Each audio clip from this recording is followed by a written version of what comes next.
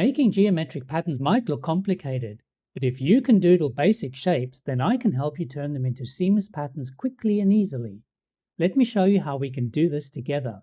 So I've created a new canvas in Procreate, and the dimensions are 3000 pixels by 3000 pixels at a DPI of 300. First thing I'm going to do is come up to my wrench icon and turn on my drawing guide. I'm going to adjust my drawing guide by coming down to the bottom and increasing the grid size until it says max. So that just gives me one vertical line in the middle and one horizontal guide across the center. I'll accept those changes. And the first thing I'm going to do is create a diamond guide to help me with my pattern layout. So I'll come to my colors palette and I'll just choose a blue color for this. I'll come to my brush library. I'll choose the pencil category and I'm just going to use the dusky pencil brush. And this is a default brush that ships with Procreate. And I'm simply going to start midway on the left side of the canvas and draw a line and hold my pencil until it creates a straight line at the top central point and let go. I'll repeat this again to create one on the opposite side, another one on the bottom, and finally the last one to join up with the starting point. And this does not need to be accurate. It's simply a guide for us. Now I want to create my doodles within this diamond layout guide. I'm going to come to the layers panel and create a new layer by tapping on this plus icon here. And I'm simply going to start doodling, and no rhyme or reason. I think I might kind of do these sort of triangular lozenge shapes here. And just do whatever comes to mind for you. There's no rhyme or reason what these should be like. I'm really just winging it here. You can draw basic shapes. Like these are now just going to be basic triangles here. Most of us can draw basic shapes, so just stick with that. Doesn't have to be anything fancy. Maybe I'll put a circle in the middle there. Maybe I'll make that circle a little bit larger. And maybe then I'll just do kind of lines like this going out. Yep, I don't mind that. And maybe for these, I'll just add basic lines as interest within these lozenge, whatever shapes you might call them.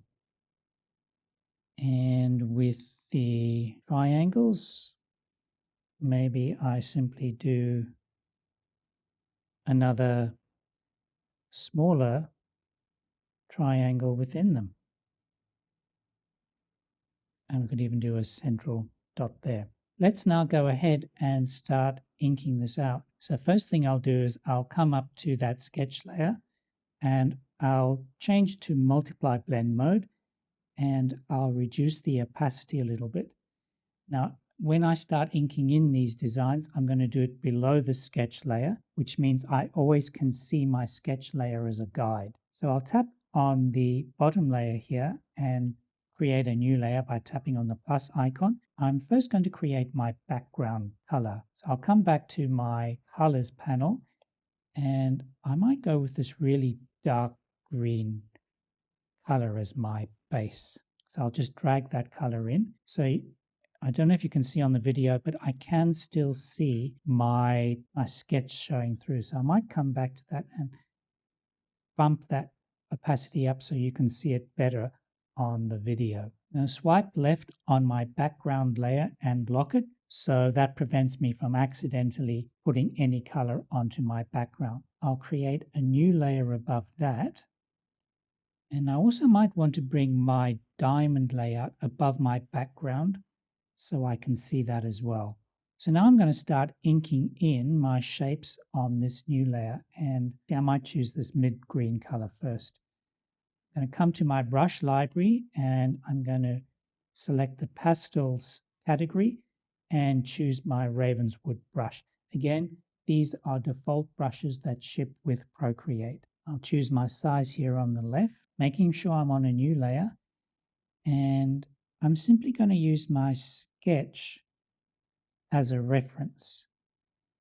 And I'm going to go as close as possible to my diamond layer, but I'm not going to go over that border. I want to keep everything as much as possible within the diamond. So just using my sketch layer as a reference. And you can see with this type of brush, it gives you that really great grit and texture to it, which really helps to add to that handmade look and feel. So that's all I'm doing, is using my sketch as a guide and filling in these motifs. And you don't have to be exactly accurate with your sketch. Your sketch is just there as a guide for you. So don't be afraid to not go exactly to your sketch. Okay, I'm going to choose a new color, so that means I'll create a new layer first. I'll come back to my color panel and let's choose maybe this orange color. And I might do these triangles in that color. And also, don't be afraid to move your canvas around. If you're like me, it's easier to draw one way than another way. And I think also when you draw on paper, that's usually also the case too. We often find ourselves turning the piece of paper around because we find it easier to draw from one direction than another. Okay, I might make the central circle a different color. So I'll first create a new layer, open up my colors panel, and maybe choose this kind of minty off-white color. And just create my central circle there. Now let's start filling in the details. I might actually make these smaller triangles the same color as the background. So I'll come back to my layers. Above those orange triangles, I'll create a new layer. I'll choose my dark green color. I'll make my brush slightly smaller and I'll just come in and create those triangles. So these are not fancy shapes. These are just pretty basic shapes. Most of us can draw triangles, squares, rectangles, circles. So just go with that. Have practice with those shapes. On top of these big green shapes, I might do some white lines. So let's find those shapes. Here they are. Create a new layer above that. Choose that minty off-white color. Make my brush size a little bit larger. And simply just create these lines. Again, I'm just following my sketch as a reference beneath it. You can see I'm not following my sketch layer precisely, keeping it loose. So you can see how this is starting to come together. Now these radiating lines that are coming off the middle circle, I might actually make them the same color as this green. I'll find that first and then I'll create a new layer above that and choose that green color, still sticking with that same brush size. And I'm simply just going to add these lines, turning my canvas as I go around. It's kind of looking like some kind of sun motif. And the central circle here, I might choose that orange color. So I'll create another new layer, choose that orange color, and just color that in. Let's see how this will now start to repeat out into a pattern. I'm going to swipe left on my background and unlock it. Then I'm going to group all the other colored layers that I have just created by grouping them there like that. So you can see if I hide them, they're all contained in that one group. In order to create the pattern, I need to make 4 more copies of this group and place each copy in a corner of the canvas. I don't need my diamond grid template on now, so I can actually hide that for now. I'm going to swipe left on that original group and make a copy of it. I'm going to tap once on that layer thumbnail and choose flatten. And what that does is has taken all the layers within that group and merged them onto the one layer. I'm also going to make a copy of my background and bring that up to below that merged layer. Now I want to merge both of those layers together, so I'm simply going to pinch them together with 2 fingers. I'll swipe to the left on that layer and create 3 more copies. So now I have 4 copies in total. I'm going to hide the top 3 layers and just select the one bottom layer. I'll tap on my arrow tool. I'll make sure that snapping and magnetics are turned on and distance and velocity are set to max. And with my Apple Pencil, I'm simply going to drag this layer up till it snaps in the middle, and you can see the orange alignment lines there. Then I'm going to slide it to the left until it snaps to the middle again and deselect. I'll come back to my layers and hide that layer, make the next layer visible and select that. Tap on the arrow tool, repeat the same process, going up and over to the right and deselect. Come back to layers, hide that layer, make the next layer visible and select that.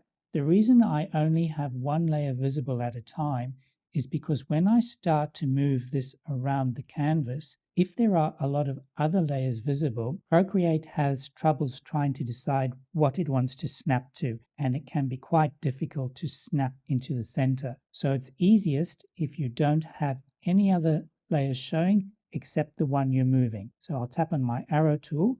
This time I'm going to move it down to the bottom and over to the left and deselect. Hide that layer, make the next layer visible. This time move it down to the bottom and over to the right and deselect. Now I'll make all of those layers visible, and you can see I have made a copy of each of those layers in the 4 corners. But my original layer is still not showing. First, I'll swipe those 4 copies together to place them on the one layer, as you can see here. If I hide that layer and make my original group visible, you can see that this is actually hiding beneath that top layer, which is the reason why we can't see it. So I'm first going to make a copy of that original group, tap on that, and choose flatten. Then I'll bring this layer above the other layers that we have just merged and turn them on. And there you can see the original group is now showing. This is now our repeat pattern tile, but we need to test it to see that it repeats perfectly well. So first I'm going to merge these 2 layers together. I'm going to make 4 more copies of this group. Hide the bottom layer and hide my original group layer. Select the 4 copies that I made. Tap on my arrow tool and you can see Procreate has selected the entire canvas and placed blue circles on each corner and also on the midpoints. These are called nodes, and if I tap on the top left node, it will tell me the dimensions of my current canvas, which is currently 3000 pixels by 3000 pixels. You also see a blue chain link icon highlighted between those 2 dimensions. That tells me that these 2 dimensions are linked. So if I change the dimensions of one of these, the other dimension will change accordingly. I want to scale all of those 4 copies down into the top left quadrant here. And an easy way to do that is to just type in half the amount of the current dimension. So half of 3000 pixels is 1500. I'll just type that in and you'll see Procreate will instantly scale all the copies of those layers down into the top left quadrant perfectly. I'll tap on the screen to deselect that window. I'll deselect the arrow. I'll come back to my layers. I'll tap on the lower layer, select my arrow tool, and I want to drag this over to the right till it snaps to the right edge and drag it down to the bottom till it snaps to the bottom edge and deselect. I'll select the next layer.